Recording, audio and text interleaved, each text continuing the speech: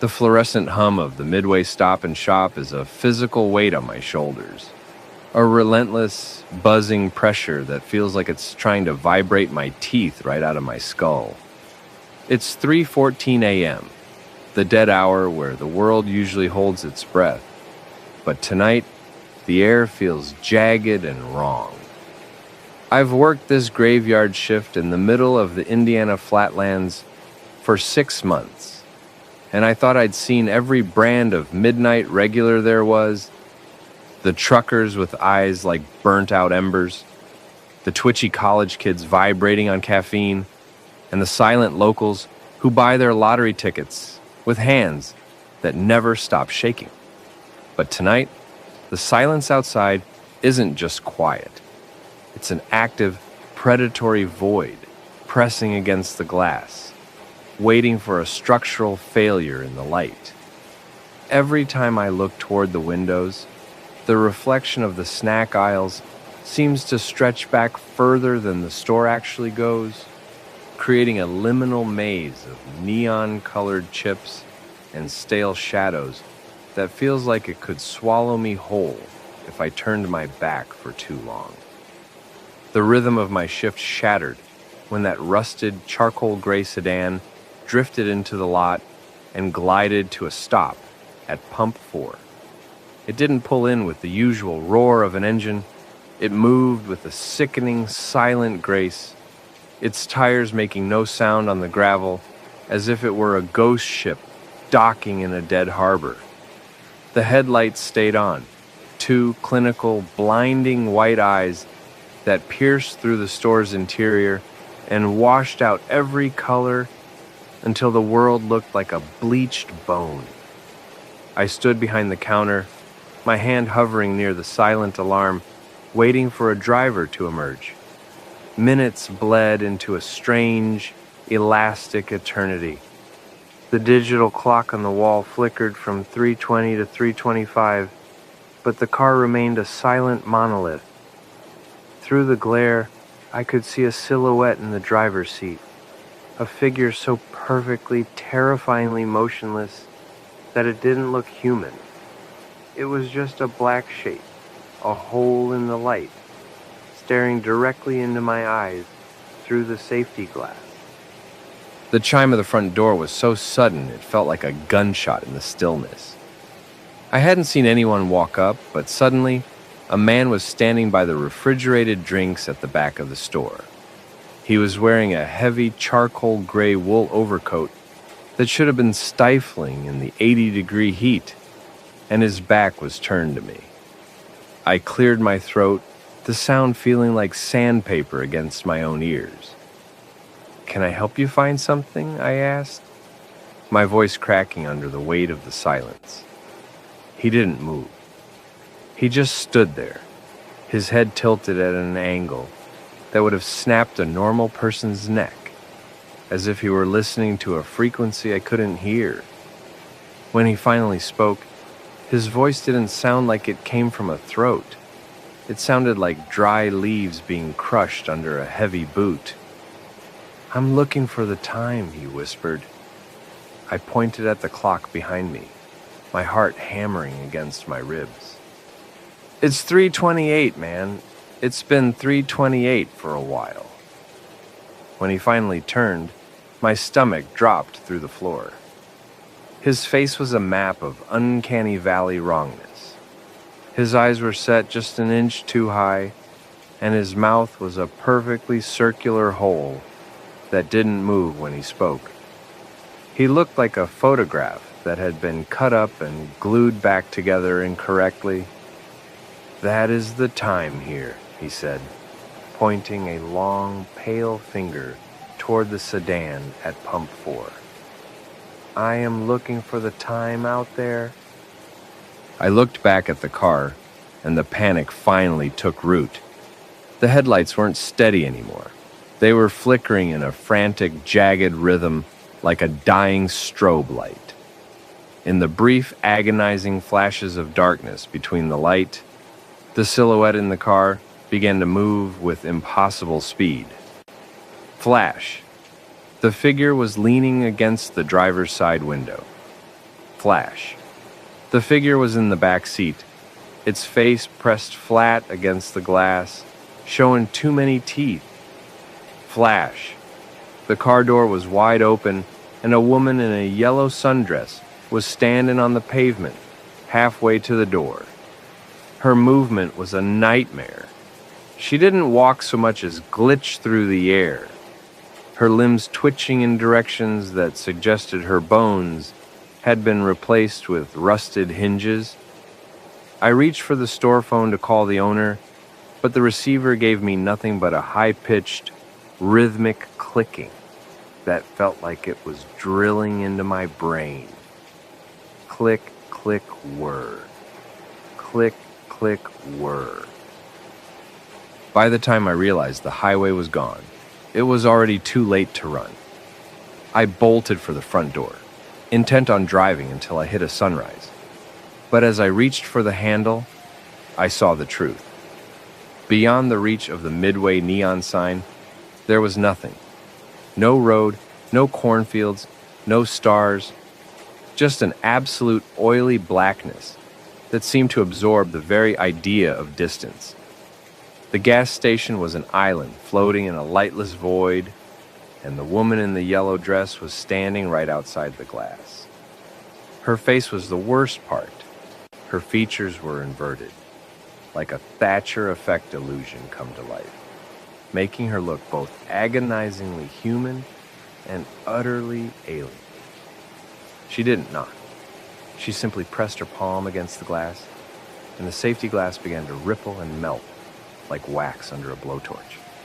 The heat radiating from her was dry and ancient, smelling of dust and dead stars.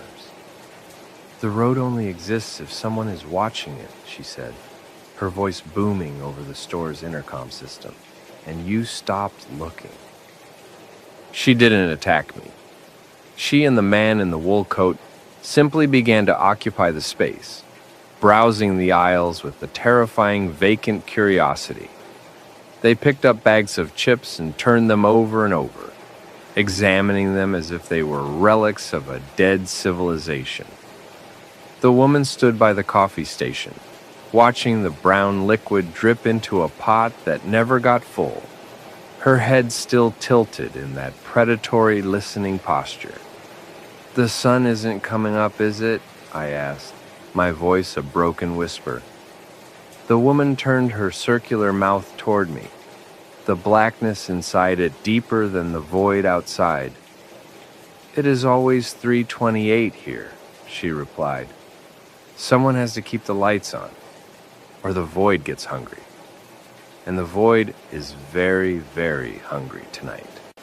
She reached into her pocket and pulled out a name tag, my name tag, and pinned it to my shirt with a touch that felt like an ice pick to the chest. "Get back to work," she whispered. I looked out the window one last time and saw a new car pulling up to pump 4. It was my own car. I could see myself sitting in the driver's seat, staring into the store with wide, terrified eyes, wondering why the clerk was just standing there, frozen under the humming, buzzing lights of a station that shouldn't exist. The chime of the front door didn't just ring. It vibrated through my marrow, a discordant metallic shriek that signaled the end of my life as an observer and the beginning of my role as a monument. My other self, the version of me that had just pulled up in my own dented sedan, stepped through the threshold where the glass had once been. He moved with a heavy, leaden hesitation, his eyes darting frantically from the man in the wool coat to the woman in the yellow dress. But he didn't seem to truly see them. To him, they were just shadows in the periphery, the way you ignore a stain on the wall until it starts to move. He walked toward the back of the store, his footsteps sounding hollow, as if he were walking on a thin crust of ice over an infinite drop. I stood behind the counter, my fingers glued to the cold linoleum, watching him approach the refrigerated section. He grabbed a bottle of water. The label was blank, just a shimmering, oily silver, and turned toward me. As he walked down the aisle, the man in the overcoat didn't move out of his way. My double simply passed through the edge of the man's sleeve, the fabric blurring like static where they touched. When he finally reached the counter, the air between us became thick and viscous, smelling of ozone and old, wet pennies. He set the silver bottle down, and I realized with a jolt of pure, electric terror that I could see the Thatcher effect taking hold of his reflection in the plexiglass shield. His eyes looked normal at a glance, but when he blinked, the lids moved upward from the bottom, and his smile sat on his face like a piece of fruit that had been sliced and flipped. He didn't seem to notice. He reached into his pocket and pulled out a wallet that I recognized as my own, but when he opened it, it wasn't filled with cash or cards. He pulled out a small, translucent strip of film, a memory of my 10th birthday, glowing with a soft, amber light.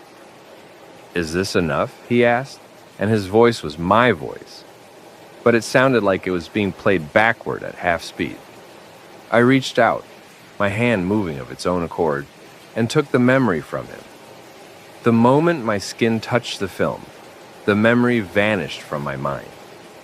I forgot the smell of the cake, the face of my mother, the feeling of the sun on my neck. It was just a gray, static-filled hole in my history now. The woman in the yellow dress drifted closer, her head still tilted at that predatory, snapping angle.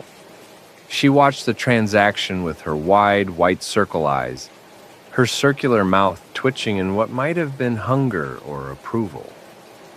"The price is always the same," she whispered through the store's intercom, the sound vibrating the candy bar racks until the wrappers hissed.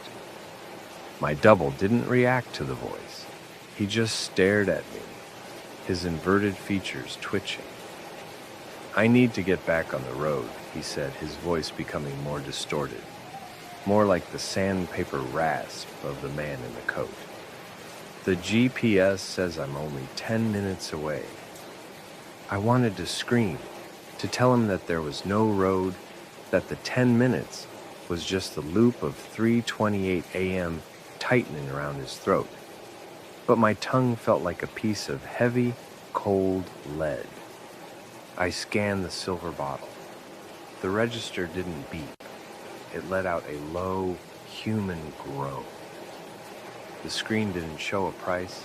It just displayed the word, "Stay." He took the bottle back, but as he turned to leave, his hand didn't let go of the counter. It couldn't. His fingers were beginning to turn into the same dull, waxy plastic as the countertop, the transition creeping up his wrist like a slow-moving froth. He looked at his arm, then at me, but there was no fear in his eyes anymore, only a profound, hollow empty. He was becoming part of the inventory. "I think I'll stay for a bit, actually," he murmured, his voice now perfectly merging with the hum of the refrigerator. He walked away from the counter, but he didn't head for the door. He walked toward the snack aisle and began to straighten the bags of chips with obsessive mechanical precision. I looked out the window and hummed more. My car was still there, but now the driver's seat was empty. A new car was pulling into the lot, a bright red SUV I didn't recognize. The headlights cut through the void, and I saw a woman behind the wheel, checking her watch, looking confused. She was looking at the store. She was looking at me. I reached under the counter and pulled out a fresh name tag. My hands didn't shake anymore. The void wasn't just outside, it was in my lungs, in my thoughts, in the very way I perceived the light. I waited for the chime. I waited for the next piece of the world to come in and be forgotten. The red SUV sat idling at Pump 1, its headlights cutting through the front windows and casting long, dancing shadows of the man in the wool coat against the back wall. But I couldn't look at the new arrival yet. My eyes were locked on the silver bottle my double had left on the counter. It sat there, shimmering with a dull internal light that seemed to pulse in time with the 3:28 a.m. flicker of the overhead fluorescence. I reached out, my hand trembling so violently I thought I might knock it over. But the moment my skin touched the plastic, the shaking stopped. The bottle wasn't just cold. It was a vacuum of temperature, drawing the very heat out of my marrow. It had no weight at all. It felt like I was holding a handful of nothing, a pocket of air that had been tricked into having a shape. I didn't twist the cap. I didn't have to. As I stared into the translucent silver sides, the material seemed to thin, becoming as clear as a mountain spring. Inside, there was no water. There was a miniature, perfect recreation of the stretch of Highway 65. I used to drive every morning to get to my mother's house. I could see the rusted Eat at Joe's billboard, the specific dip in the asphalt where the rainwater used to pool, and the line of skeletal oak trees that marked the edge of the county line. But as I watched, a drop of black liquid, darker than the void outside, fell from the top of the bottle into the scene. Where the drop hit, the highway began to dissolve. The billboard didn't just break. It unraveled into gray threads of static. The trees didn't fall. They simply ceased to be, leaving behind white, jagged holes in the reality of the image. The woman in the yellow dress leaned over the counter, her circular mouth hovering inches from my ear. The smell of her was overwhelming now, the scent of a library that had been underwater for a century. "That is the 10 minutes he thought he had left," she whispered, her voice manifesting as a scrolling line of text on the credit card reader's small screen. He paid for the drink with a memory, but he bought it with his destination. You can't have both in the Midway, Elias. To stay here is to be full. To leave here is to be empty. I looked back into the bottle and saw my own car, the one my double had been driving, drifting off the edge of the dissolving road and into a gray mist. The tiny version of me inside the car wasn't screaming. He was just sitting there, his features already beginning to invert, his eyes moving to the top of his forehead as the Thatcher effect claimed him completely. A sharp, rhythmic rapping on the glass door snapped my head up. The woman from the red SUV was standing there, her face twisted in a mask of confusion and growing fear. She was wearing a professional blazer and a headset, likely a late-shift worker just trying to get home. But to my eyes, she looked like a ghost, thin, translucent, and dangerously fragile. She peered through the glass, her gaze passing right through the man in the wool coat, as if he were made of smoke. She saw me, though. She saw the clerk standing behind the counter with a silver bottle in his hand. She pounded on the door again, her mouth moving, but no sound came through the barrier. The Midway sign behind her flickered, and for a split second, the red of the neon turned the color of dried blood. "Don't let her in," I tried to say, but the words felt like they were being swallowed by the humming lights. The man in the overcoat turned away from the pretzel rack and began to walk toward the door, his movements jerky and distorted, like a film reel missing every third frame. He wasn't going to open the door for her. He was going to become the door. I watched in horror as his body began to flatten and spread, his wool coat stretching into a dark, textured frame, his waxy face melting into a new pane of glass, that looked clearer and more inviting than the last. He was expanding the store. The void was growing, and it was using the patrons as building materials. I looked down at the silver bottle one last time. The highway was gone now. There is only a single, tiny, glowing point of light left at the bottom, the memory of my 10th birthday he had used to pay. It was a flickering amber spark of a candle on a chocolate cake. Without thinking, I unscrewed the cap and tilted the bottle back. I didn't drink it. I inhaled it. The memory rushed back into me like a physical blow to the chest. I felt the heat of the candles, heard my mother's laughter, and for one glorious, agonizing second, the 3:28 a.m. on the clock ticked forward to 3:29. The humming of the lights died. The woman in the yellow dress shrieked, a sound like metal grinding on metal, as her yellow dress began to fade into a dull, lifeless gray. But the victory was a lie. The clock flickered, groaned, and snapped back to 3:28. The hum returned, louder than ever, vibrating so hard that the silver bottle in my hand shattered into 1,000 shards of frozen light. The woman from the red SUV finally pushed the door open. The chime didn't ring this time. It let out a sob. She stepped inside, shivering in the sudden, ancient cold of the store. "Thank God," she panted, clutching her chest. "I've been driving for hours. My GPS just kept looping. Can I use your phone? And I need a bottle of water. The coldest one you have." My hand moved on its own. I reached into the cooler and pulled out a fresh, shimmering silver bottle. I set it on the counter and looked at her with eyes that I knew, deep down, were no longer in the right place on my face. "That'll be one memory, ma'am," I said, my voice coming from the speakers in the ceiling. "Or your destination. Which would you like to give up first?" The woman in the blazer looked at me, and for a second, I saw the reflection of a normal world in her eyes. A world where clocks ticked forward and the air didn't taste like static and ozone. She laughed, a nervous, high-pitched sound that died instantly in the heavy silence of the aisles. "A memory?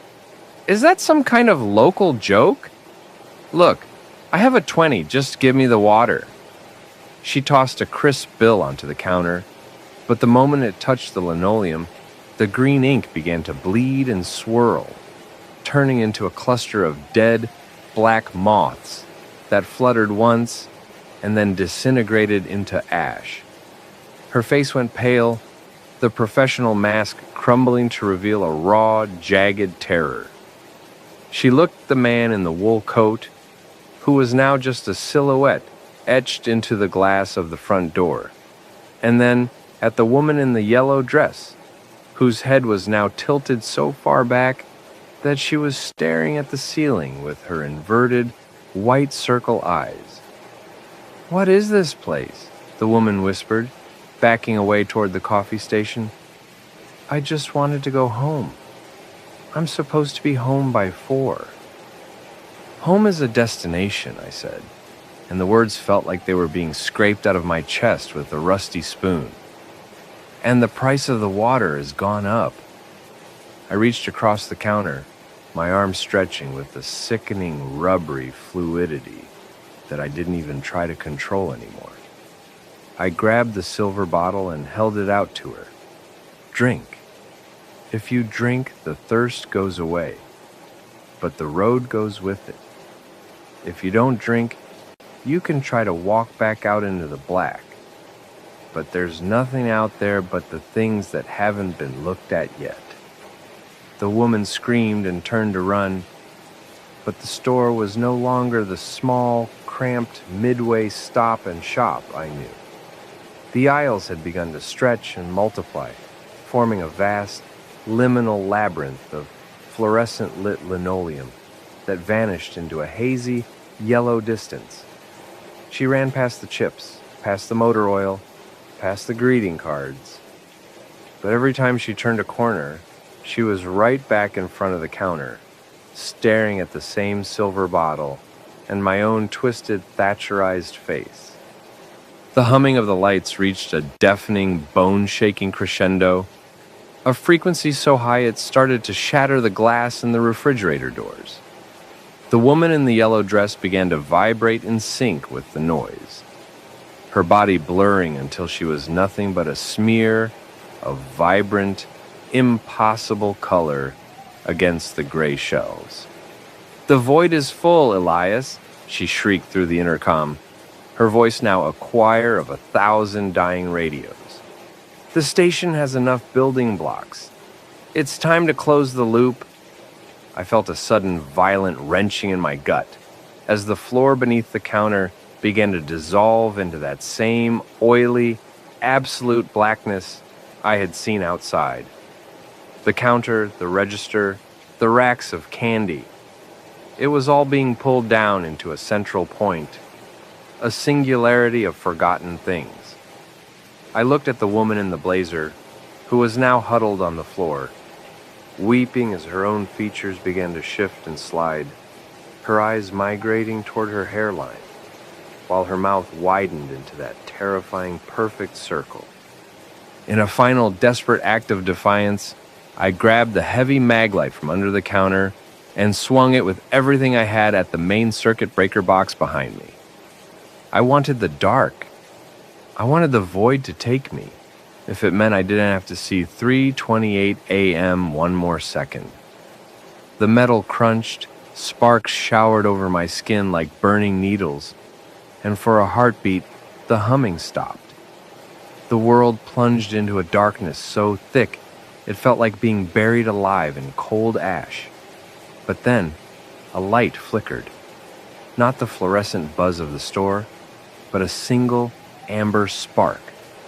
It was the memory I had inhaled, the birthday candle. It hovered in the center of the darkness, a tiny, defiant pinprick of reality. In its glow, I saw the truth of the Midway. It wasn't a trap for travelers. It was a cocoon. We weren't being eaten. We were being processed into something that could survive what was coming when the rest of the world finally stopped looking at the road. The amber spark flared one last time and then vanished, swallowed by a new, much larger light. I opened my eyes and found myself standing outside on the gravel lot. The sun was beginning to bleed over the horizon, a bruised purple and orange smear that looked more like a healing wound than a sunrise. The Midway Stop and Shop sign was gone. In its place stood a towering, windowless monolith of smooth, charcoal gray stone that seemed to pulse with a low, rhythmic thrum. My car was gone. The red SUV was gone. I looked down at my hands and saw that they were no longer flesh. They were the same waxy, translucent material as the silver bottles. I tried to speak, but no sound came out. I didn't have a mouth anymore, just a smooth, unbroken plane of skin. I turned toward the highway, hoping to see a car, a person, anything that proved the world still existed. But the road didn't lead to Indiana anymore. It stretched out across a flat, gray plain that was covered in thousands of identical stone monoliths, each one humming with the same 3:28 a.m. frequency. Every few miles, a single flickering neon sign stood in the wasteland, marking a new stop and shop for the things that now traveled the void. I wasn't Elias anymore. I was the inventory. I was the light. I was the reason the road stayed visible for the next poor soul who dared to drive through the dark. I looked up at the sky, where the stars were being blinked out one by unseen fingers, and I felt a cold, hollow peace settle over me. The shift was finally over. The long night had ended, but the dawn belonged to something else. There is a specific kind of madness that only exists on the interstate after 3 a.m. It's a quiet, rhythmic insanity that starts in the base of your skull and slowly works its way down your spine until your hands on the steering wheel don't feel like your hands anymore. They feel like tools, mechanical appendages attached to a machine that is hurtling through a dark, indifferent void. I had been in that state for 6 hours. The road was no longer a path. It was a loop, a glitching animation of black asphalt, white lines, and the occasional green reflective sign that blurred past like a ghost. I was somewhere in the middle of the country, in that vast empty space where the map becomes a suggestion and the cell service dies, a slow, agonizing death. My world had shrunk to the size of my cabin. The dashboard lights, a dim, sickly amber, were the only sun I knew. They cast a pale glow over the empty passenger seat, where a layer of dust had settled over a crumpled map I no longer knew how to read. I was driving away from the fire. That was the only thing I knew for certain. Every mile I put between myself and that scorched plot of land in Ohio felt like a victory, but it was a hollow one. You can outrun a person, and you can outrun a law, but you can't outrun a smell. The scent of charred pine and melted plastic was baked into the fabric of my seats. It was in my hair.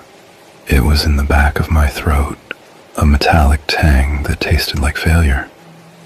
I had the windows down, letting the freezing plains air whip through the cabin, hoping the wind would scour the memory out of me. But the wind just roared, a mindless, hungry sound that seemed to mock the tiny engine of my sedan. I was reaching the limit. My eyes were playing tricks on me. The white lines weren't just lines anymore. They were teeth, snapping at the tires. The shadows of the overpasses looked like giant, thin-limbed creatures crouching over the road, waiting for me to pass beneath them so they could drop onto the roof. The exhaustion was a physical weight, a leaden blanket draped over my shoulders. I needed to sleep, but the thought of closing my eyes felt like a death sentence. In the dark, behind my eyelids, the fire was always waiting. I'd see the orange glow. I'd hear the crackle of the beams. I'd see the silhouette in the upstairs window, the one that didn't move. So I kept driving.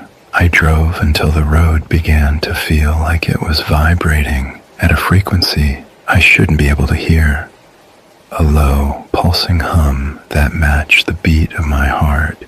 Thump thrum, thump thrum. I started to wonder if I was still on the interstate at all. The cornfields had disappeared, replaced by a wall of absolute blackness. No trees. No fences, no distant farmhouse lights, just the road and the void.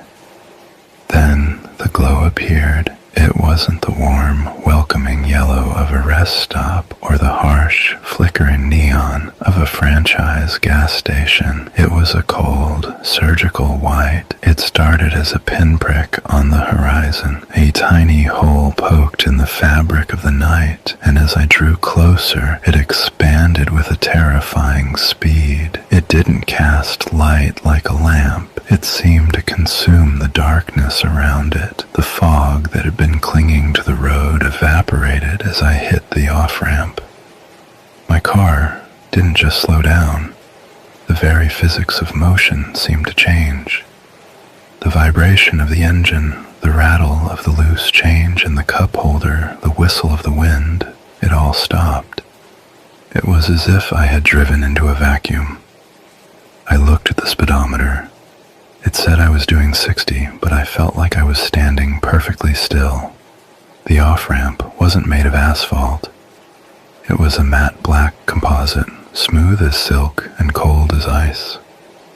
I pulled into the lot, and the sheer scale of the place hit me. It was a cathedral of light. The canopy over the pumps was a vast, white plane of seamless steel, glowing from within. There were no lights hanging from it. The metal itself was the light. Beneath it sat the pumps, silver monoliths that looked like they had been carved from a single block of mercury. There were no hoses, no screens, no credit card slots, just pillars of perfection standing in a row like silent sentinels.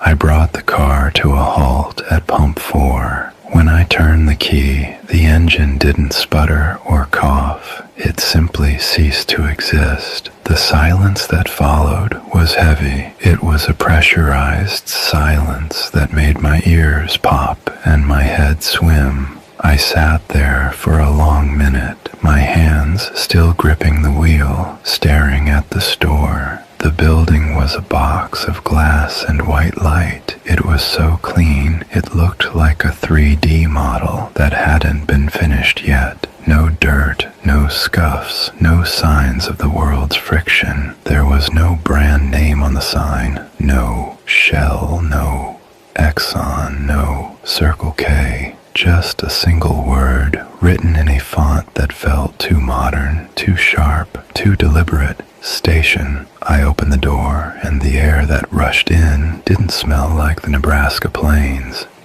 It didn't smell like the cold or the earth. It smelled like nothing. It was the scent of a clean room, of a laboratory, of a place where life was not allowed to leave a mark. I stepped out onto the matte black pavement. My boots made no sound. I looked down, expecting to see my shadow stretched out behind me by the glare of the canopy, but there was nothing. The light was coming from the ground. It was coming from the air. It was coming from the very molecules of the station. I was standing in a world without shadows, and for the first time in 6 years, I felt the fire in my chest start to go cold. The glass doors didn't slide open with the mechanical groan of a sensor-driven motor. They didn't swing on hinges. As I approached, the very substance of the glass seemed to vibrate, becoming a shimmering veil before simply parting. It was like stepping through a wall of cold water that didn't leave me wet. I crossed the threshold, and the transition was total. The air inside the station was pressurized, a heavy, sterile weight that pressed against my eardrums until they popped with a sharp, crystalline click. The temperature was a constant, indifferent 68 degrees. It wasn't cool. It was a total absence of thermal character. The interior was a cathedral of consumerism, stripped of its soul. The aisles were long, impossibly long. From the outside, the building looked like a standard convenience store, maybe 3,000 square feet. But inside, the rows of white shelving stretched back into a perspective that felt fraudulent. The floor was a grid of white tiles, so polished I could see my own terrified face looking back at me from beneath my boots. And the light, God, the light. It was everywhere. It didn't come from fixtures. The very air seemed to be phosphorescent, casting no shadows, leaving no corner for a secret to hide. It was a place where everything was visible, yet nothing felt real. I walked down aisle 1. The sign above it was a simple white board with a single word in black. Essentials. I expected bread, milk, maybe some motor oil. What I found was a nightmare of branding. Row after row of matte gray bags sat on the shelves, each one aligned to the millimeter. The labels were a flat, clinical font, crunch. I reached out, my hand trembling, and picked one up. It had no weight. It felt like I was holding a vacuum wrapped in plastic. There was no rustle of chips, no shifting of contents. When I squeezed it, the material didn't crinkle. It felt like soft, warm skin. I turned it over. There were no ingredients, no nutritional facts, just a single sentence on the back. For the hunger that remains when the body is forgotten. I put it back, my heart hammering against my ribs. My touch had left a faint smudge on the pristine gray bag, and as I watched, the material seemed to heal itself, the smudge fading away until the bag was perfect once again. I moved to the next section, stillness. This aisle was lined with glass bottles filled with a clear liquid. The labels didn't say water. They said still. I took a bottle from the shelf, and the coldness of the glass was so intense it felt like a burn. I looked at the liquid inside. It didn't move. I shook the bottle harder and harder, but the fluid remained a solid, unmoving block of clarity. It wasn't frozen. It was just still. I looked at my reflection in the glass of the refrigerator door behind the bottles. I froze. The man looking back at me wasn't the haggard, broken traveler who had been driving for 6 hours. He didn't have the gray in his beard or the deep, hollow lines of grief around his eyes. He was 24. He was wearing the flannel shirt I had lost in the fire. He looked happy. He looked like he still believed the world was a safe place. I reached out to touch the glass, to touch him. But my fingers met only the cold, unyielding surface of the display.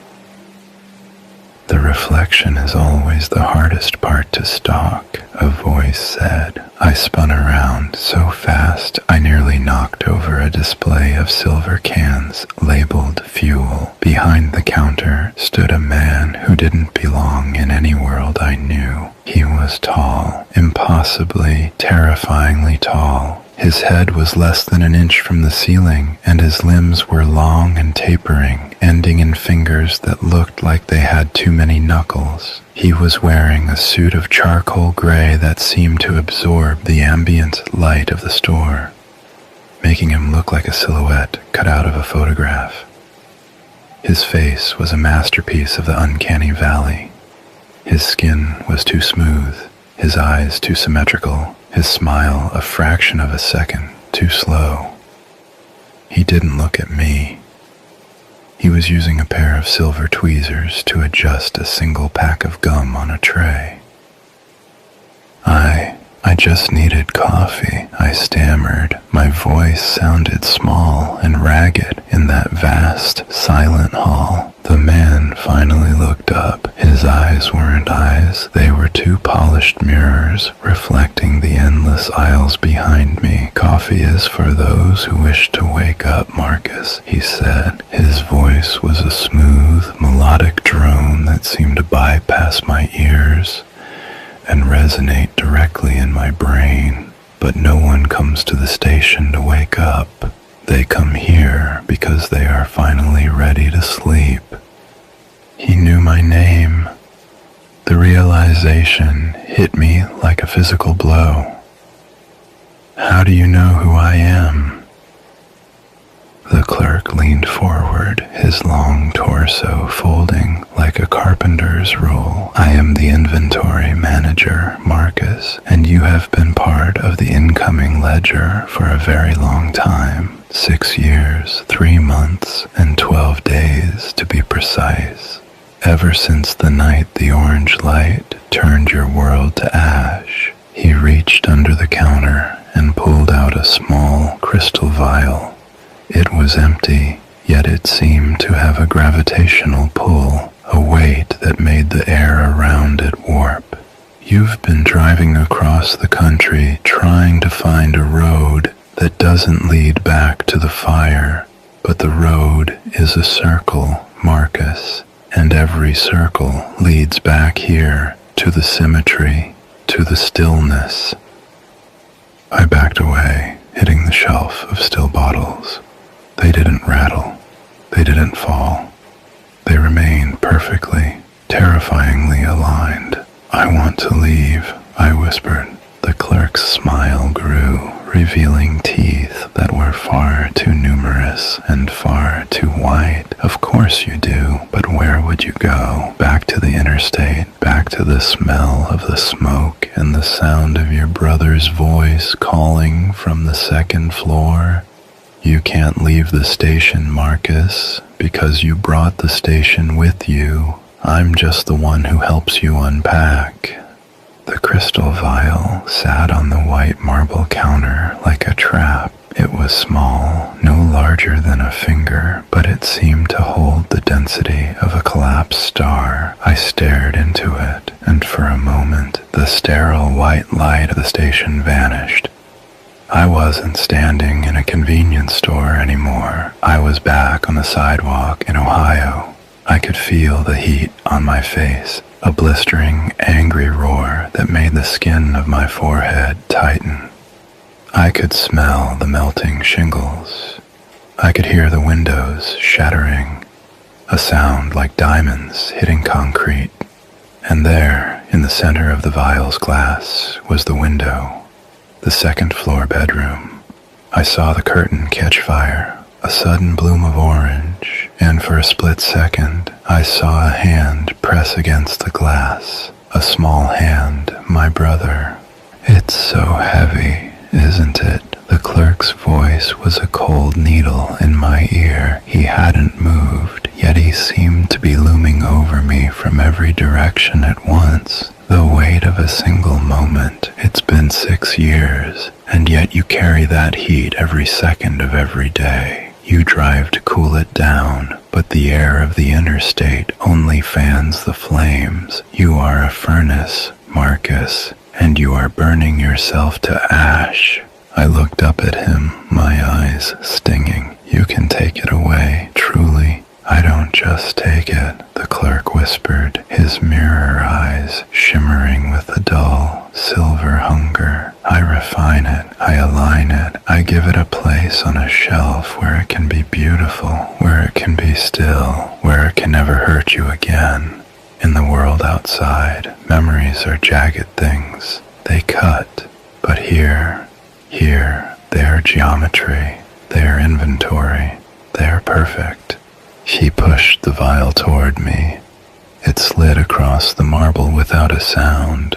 "Just uncork the glass, Marcus. Think of the fire. Think of the heat. Think of the hand on the window. And let it go. Give it to the station." My fingers touched the glass. It was cold, so cold it felt like it was drinking the warmth from my blood. I looked back at the doors, at the white void where the road used to be. I realized then that there was no back. There was no car waiting for me. There was no highway. There was only the choice between the fire and the stillness. And I was so tired of the fire. I pulled the cork. There was no sound, no dramatic rush of wind, just a sudden sharp scent of wood smoke that filled the room, followed by a terrifying, absolute silence. I felt a tugging behind my eyes, a sensation like a thread being pulled from a piece of silk. I saw it leave me, a thin, coiling mist of deep, bruised orange. It poured out of my mouth, out of my tear ducts, out of the pores of my skin. It was the color of the sunset through a house fire. It was the sound of the sirens I had tried to ignore. It was the what if that had been my only companion for 1,000 nights. I watched it spiral into the vial. The glass began to glow, a pulsing, rhythmic orange that illuminated the clerk's pale, poreless face. He watched the mist with an expression of pure, religious ecstasy. As the last of the smoke left my body, I felt a sensation I hadn't known in years. I felt light, but it wasn't the lightness of relief. It was the lightness of an empty box. I looked down at my hands. They were pale. The scars I'd gotten from the heat of that night were fading, smoothing over into the same perfect vellum-like skin as the clerk. I tried to remember my brother's name. I knew I had one. I knew there was a boy in a window, but the image was gone. I could remember the fact of the fire, but I couldn't feel the heat. It was like reading a sentence in a book I didn't care about. The boy was just a shape. The fire was just a color. Transaction complete, the clerk said. He picked up the vial, which was now a solid, glowing amber. He turned it over, checking the alignment, and then walked to aisle 9. I followed him, my movements becoming fluid, mechanical.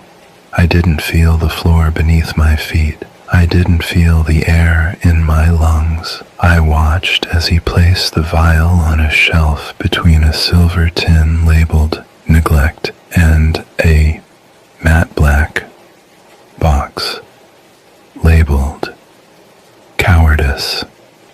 He moved it a fraction of an inch to the left, then a hair to the right until it was perfectly centered.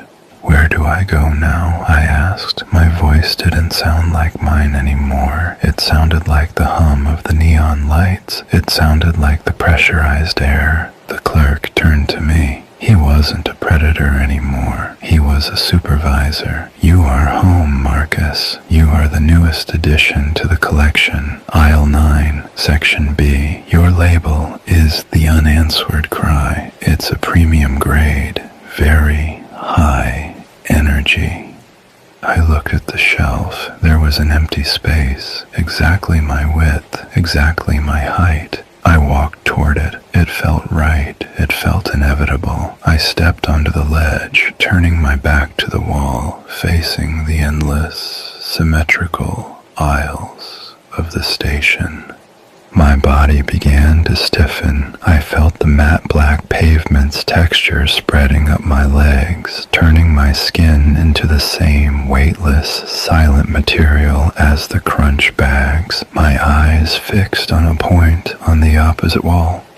A single, glowing tile. I felt my thoughts begin to align. My memories, my fears, my very name. They were all being processed, categorized, and filed away into the white light. I wasn't a man anymore. I was a product. I was a proof of concept. I was part of the perfection. The clerk walked back to the counter and began to polish the marble with a white silk cloth. He didn't look back at me. He didn't need to. I was where I belonged. Suddenly, the silence was broken. Cling. The silver chime of the front door. I couldn't move my head, but I could see the reflection in the glass of the refrigerator across from me. A pair of headlights cut through the white void outside. A car, exhausted, dirty, and smelling of the real world, pulled up to pump 4. A woman stepped out. She looked like she hadn't slept in days. She looked like she was carrying a mountain on her back. She looked at the sign that said, Station, her eyes wide with a desperate, pathetic hope. I wanted to scream. I wanted to tell her to run, to get back in the car, to embrace the noise and the fire and the messy, beautiful pain of being alive, but I couldn't. My mouth was a perfect, silent line. My chin was aligned to the horizon. My label was facing forward. The clerk looked up from his counter, his mirror eyes reflecting the new arrival. Welcome, he whispered, his voice carrying through the store like a cool breeze. Can I help you find what you're looking for? The woman stepped into the light, and I watched her shadow disappear. I felt a thrill of cold, mechanical satisfaction. The station was almost full, and a full station is a perfect one.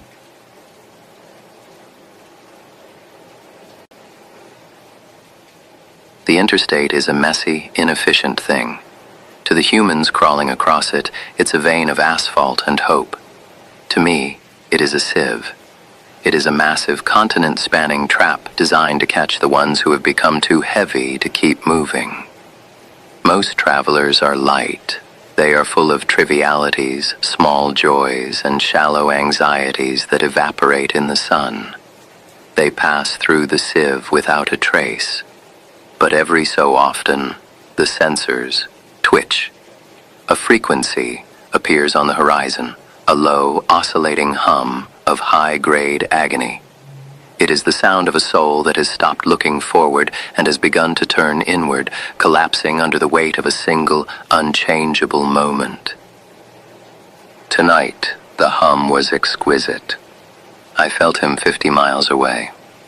Marcus, a name that will soon be a serial number. His vibration was a deep, resonant orange, the color of oxidized iron and wood smoke. It was a fire frequency, one of the most stable and energy-rich traumas we can harvest.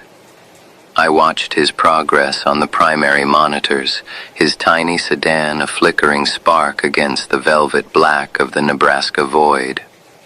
He was driving at 80 miles per hour, but in the geography that matters, he was standing perfectly still. He was trapped in the loop of 6 years ago, and the harder he pressed the accelerator, the deeper he sank into our territory. People think the station is a building. It isn't.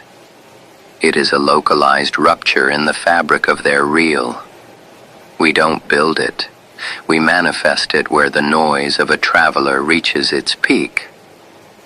When Marcus hit the psychological breaking point, when his exhaustion finally stripped away his defenses, I reached out and pulled the exit ramp toward him.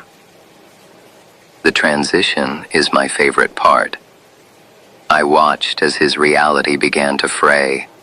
I tuned the atmosphere to total zero, stripping the sound of the wind and the smell of the earth from his senses.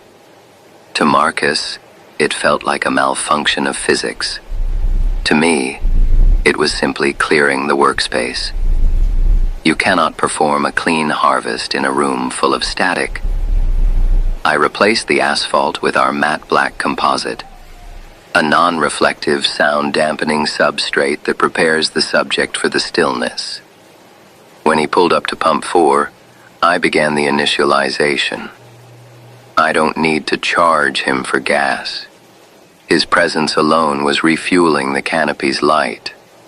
The mere proximity of his guilt was enough to power the station for 3 cycles. I stood behind the counter and adjusted my cuffs. My skin, a synthetic poreless vellum, shimmered under the phosphorescence. I checked the ledger. Everything was in order. Aisle 9 was empty, the shelf was dusted, the vacuum was primed. I heard his car door close, a muffled, pathetic sound in the pressurized silence I had created. He was stepping out of his life and into my inventory. He didn't know it yet, but he had already stopped being a person. He was now a prospect. And by the time the sun didn't rise, he would be a product. I picked up my tweezers and adjusted a pack of gum. 1 millimeter. Symmetry is the only law here. And Marcus was about to become very, very symmetrical. The doors parted and the noise entered. Humans are incredibly loud even when they are silent. They are walking, breathing storms of biological failure. As Marcus crossed the threshold, he brought a cacophony with him. The frantic, uneven thumping of a heart pushed to its limit.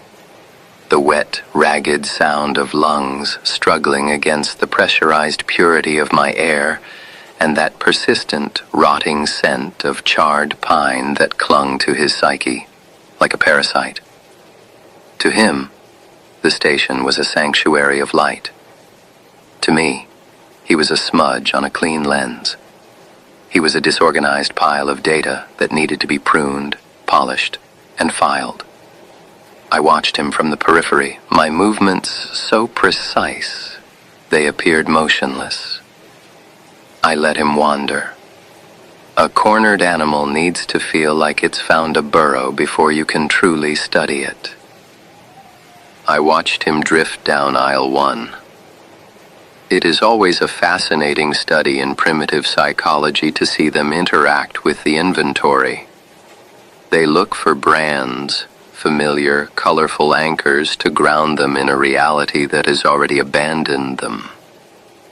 They crave the familiar lie of corporate comfort. He stopped at a shelf of crunch. I watched his thumb press into the synthetic matte gray membrane of the bag.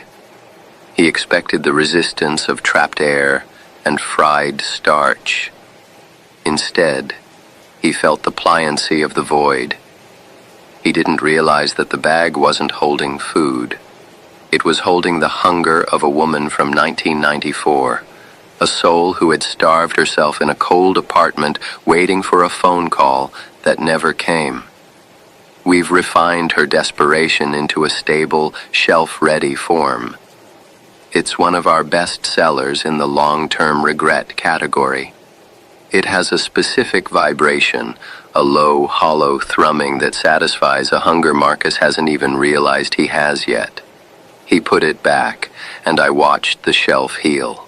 My inventory does not tolerate fingerprints. Then he moved to aisle 4. Stillness. I saw the exact moment the softening phase took hold. He froze at the sight of his own reflection in the glass of the refrigerator. This is the part of the harvest I take a particular professional pride in. By projecting a version of him from 6 years ago, the man he was before the fire, before the guilt, before the gray, I wasn't being kind. Kindness is a human concept, as messy and inefficient as a leaking faucet. I was highlighting the contrast. I was sharpening the jagged edge of his current life so that the pain would feel unbearable. I wanted him to see the smooth skin of his past self and feel the phantom heat of the fire on his current cheeks. I wanted him to realize that the man in the glass was a ghost, and the man standing in my aisle was a corpse that had forgotten to stop walking. The reflection is always the hardest part to stalk, I told him. I enjoyed the way he jumped. A 4 Hertz spike in cortisol, exquisite quality. I looked at him with my mirror eyes, letting him see his own small, broken face reflected back at him in duplicate. To him, I was a monster, a tall shadow in a charcoal suit. To me, he was a specimen of direct negligence that was finally ripening. I just needed coffee, he stammered. Coffee. They always want stimulants. They want to whip their failing nervous systems into a frenzy, hoping that if they move fast enough, the shadows won't be able to catch them. They don't realize that the nightmare is the only thing keeping them awake. I leaned over the counter, my long torso folding with the silent, oily grace of a predator. I explained to him that we don't deal in such crude chemicals. We offer a much more permanent solution to exhaustion. We offer the end of the road. I watched him look at the silver cans of fuel. He thought of gasoline. He thought of internal combustion. He didn't understand that the fuel in this station is the energy of the unresolved. Every mile he had driven in the dark, every hour he spent staring at the road, he was generating a charge. He was a battery of grief, and the station was finally plugging him in. I led him toward the center of the store, toward the counter where the crystal vial sat waiting. I could feel the heat radiating off him. The fire frequency was peaking. It was a deep, pulsing orange that made the marble under my fingers vibrate. Most humans dilute their tragedies with time or healing. They smudge the lines of their trauma until it's a gray, unrecognizable blur of moving on. But Marcus was a purist. He had nurtured his cowardice for 6 long years, feeding it every mile of the interstate. He was a master of his own misery, and it was time for that mastery to serve a higher purpose. "Where is my car?" he asked. His voice was cracking, a thin, brittle sound. "The vehicle was a vessel for the journey," I said, my voice a melodic drone that bypassed his ears and resonated in his very bones. "But journeys must conclude, Marcus. You didn't come here for gas. You came here because you're tired of the noise. You came here because you want the symmetry to take you." I reached for the vial. This is the delicate part of the logistics, the consent protocol.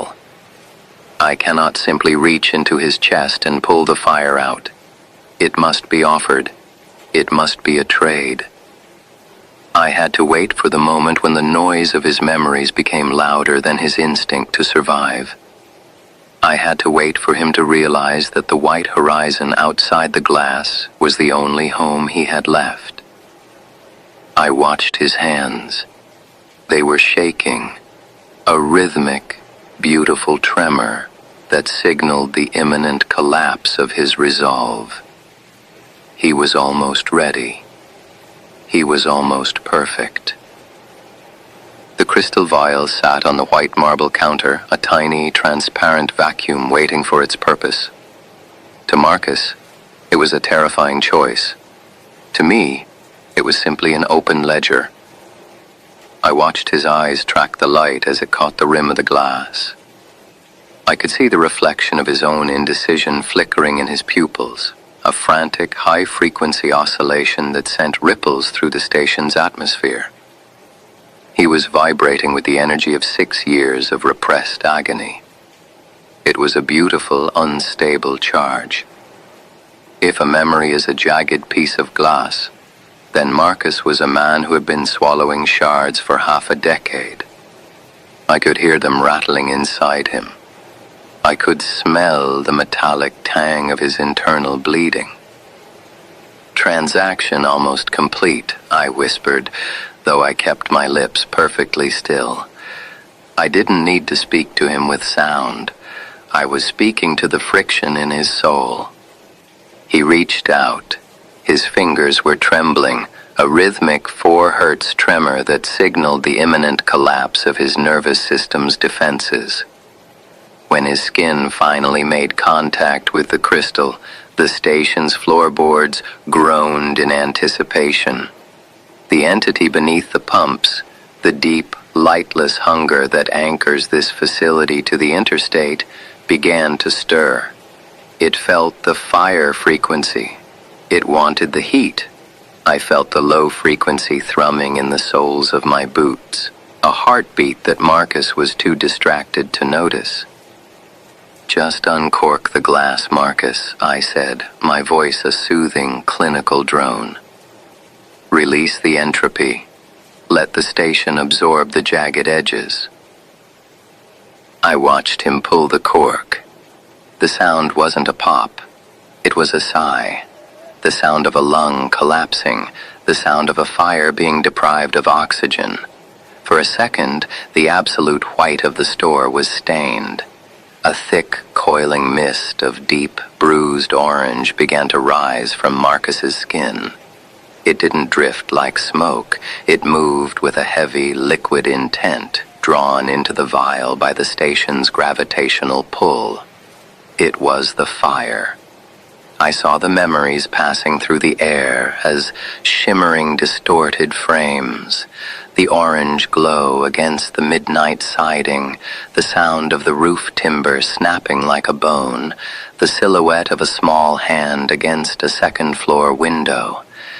It was a magnificent harvest. The energy was so concentrated, it made the air taste like copper and ozone. I watched Marcus as he was hollowed out. It is a process I never tire of witnessing.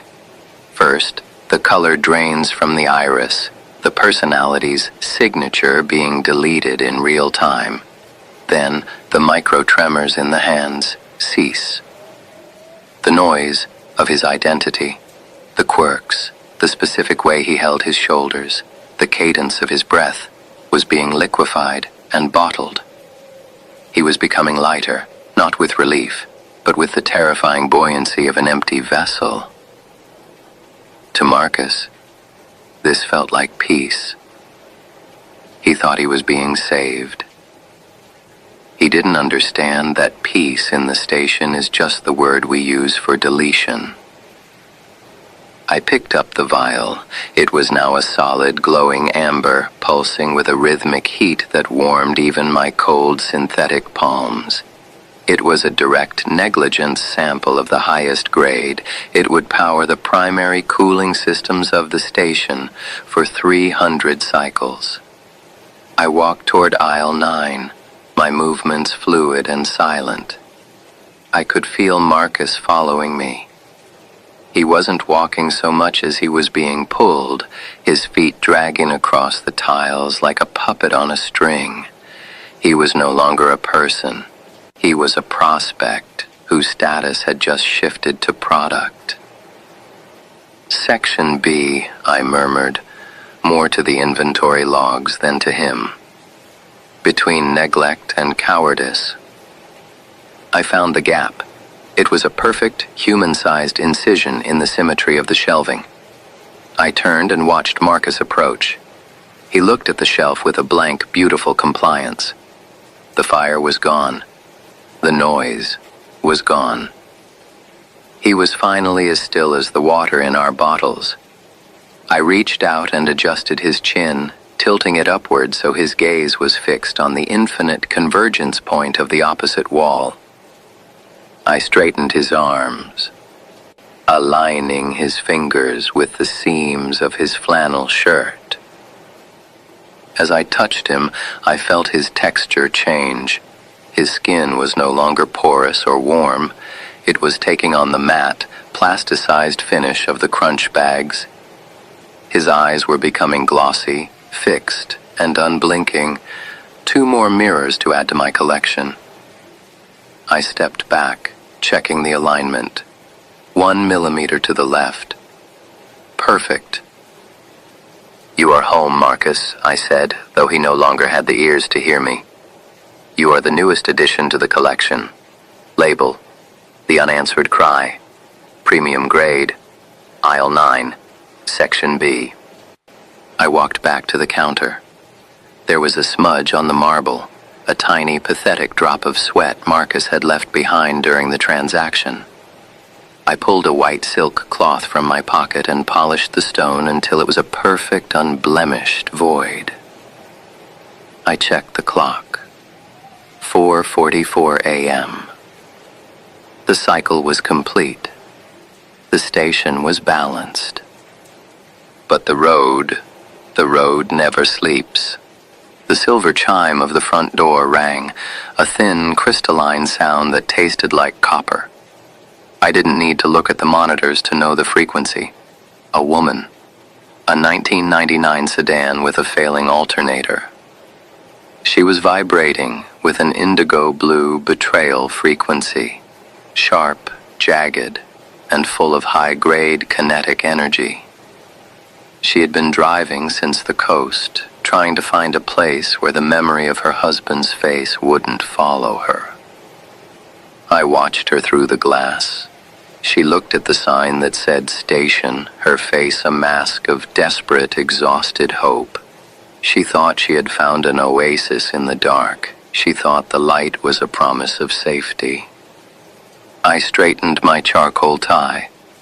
I checked my reflection in the polished marble, ensuring my smile was exactly 15% too wide, the perfect bait for the broken.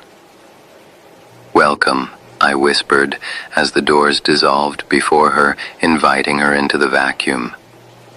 "Can I help you find what you're looking for?" The station was almost full, and a full station is a perfect one.